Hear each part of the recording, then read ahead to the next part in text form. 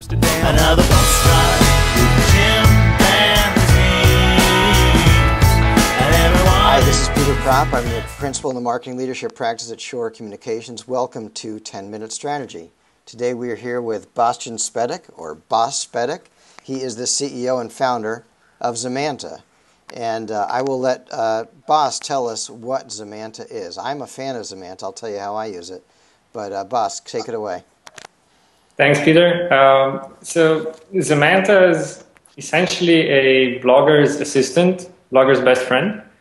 Our mission is to improve the content on blogs, or better yet, to help bloggers improve their content by reading over your shoulder and recommending other related resources out there that you can either use to further research the topic or embed the pictures to better convey your message, or to just link the complicated words that they're using for your readers to be able to research the topic further. We just feel that bloggers are left alone to create a media property in contrast to old school media companies that have huge apparatus of roles that make the journalists efficient. Bloggers are left alone, and we want to basically help them be more efficient at telling their stories. Right, right. Well, it certainly has made my life easier. I use Zemanta for a couple of the blogs that I manage, including 10-Minute Strategy, actually. And it really does make the process faster in terms of making sure you're thinking about your keywords, in terms of making sure you're including an image when appropriate, other links to stuff related to what you're talking about. So, you know, it certainly has made this blogger's day easier. So I want to thank you for your invention.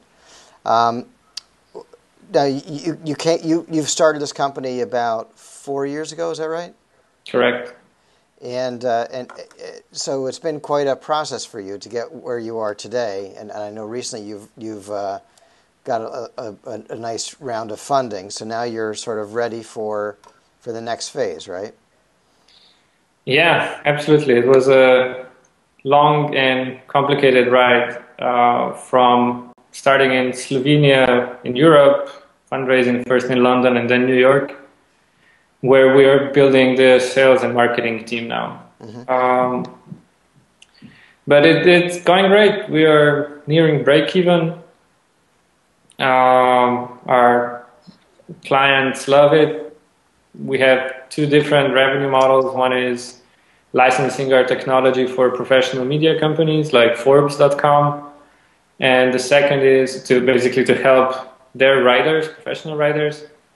And second one is, of course, advertising based to support the free bloggers product. Mm-hmm. And so what about your bigger blogging partners? Are you actually sharing revenue with those guys? How does that work? We're sharing revenue with WordPress.com. Okay.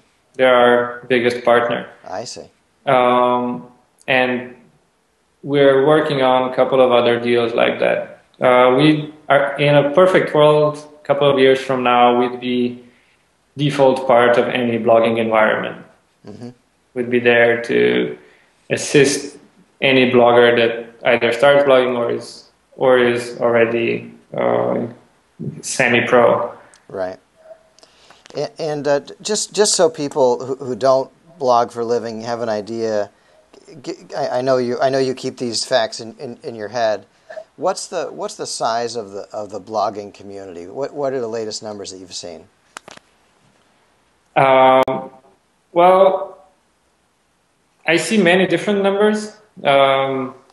Nielsen says there's 150 million bloggers out there.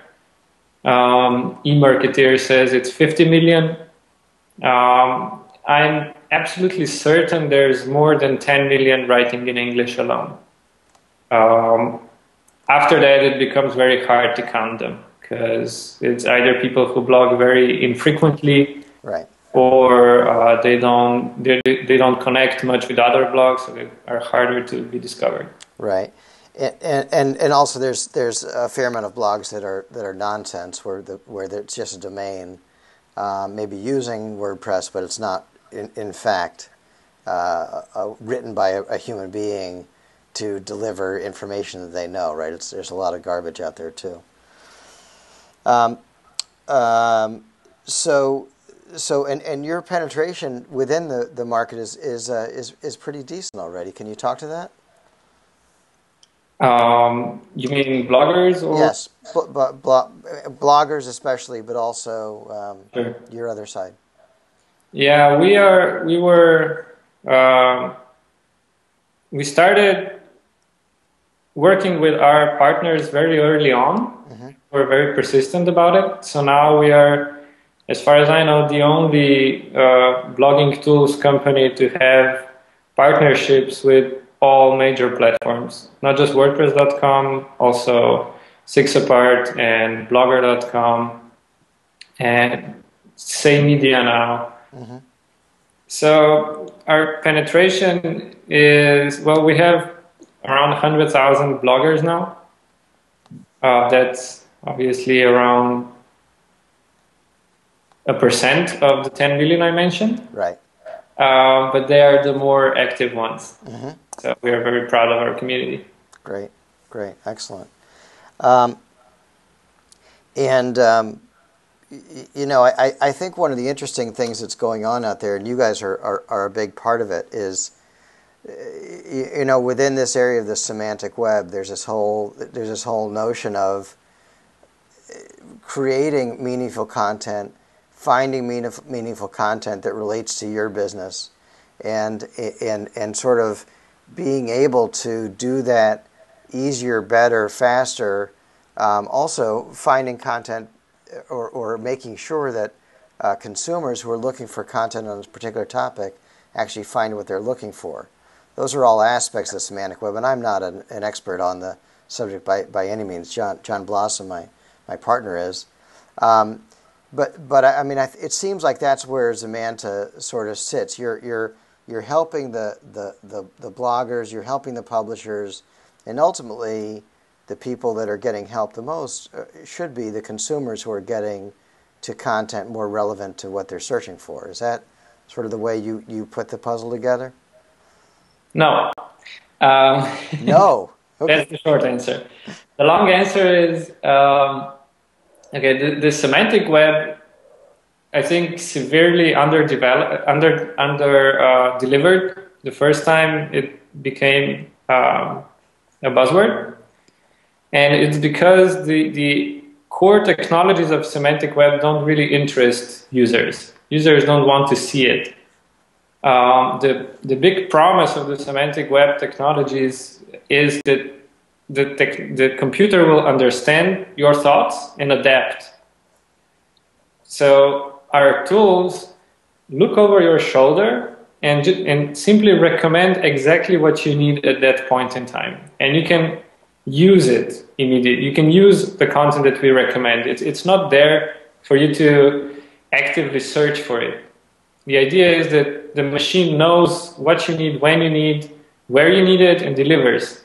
We don't want to reinvent search. We want to form user experience that are intelligent.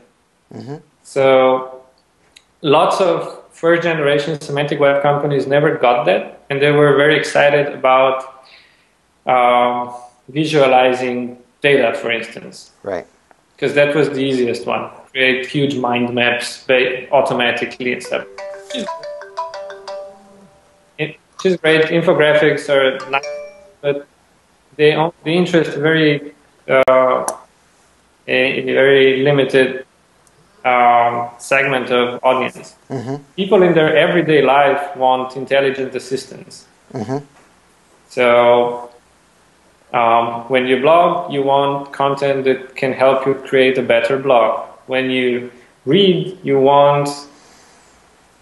When you read an article, at the end of the article, you want pointer to the next best thing to read on that topic. You don't want it in between. You don't want it in your email in the morning necessarily. in the morning you're interested in different types of news, and the semantic web should understand that. Right, right. I don't know. I still feel there is not enough semantic web enabled applications out there that would be usable. I think our key advantage from the early on was that we had both a very strong front-end team and a very strong back-end team working together as one, so we could overcome that problem.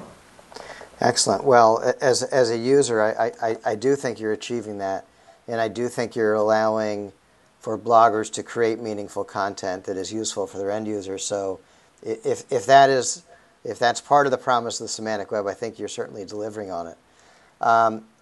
So I want to thank you for taking the time today. This has been fun, and maybe we'll have you back sometime to talk about the next phase of your development. So thanks, Bostjan. Thanks for being here. For 10 Minute Strategy, this is Peter Propp. Check out Zemanta.com if you're a blogger. Another bus ride.